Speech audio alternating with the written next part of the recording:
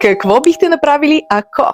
Част 4 от 10. Какво бихте направили, ако най-добрият ви служител отказва да присъства на тимбилдинги и фирмени събития? Каква би била първата ви мисъл?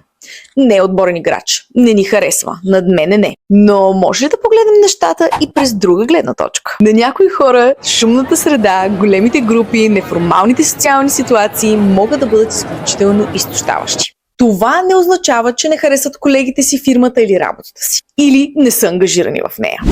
По-скоро показва, че те искат да запазят енергията си и да я отдадат в нещата, в които те са най-добри. Ангажираността им не се измерва в присъствието на всяко фирмено събитие, тя се измерва в приноса, по който носят към организацията и екипа. А как бихте реагирали вие?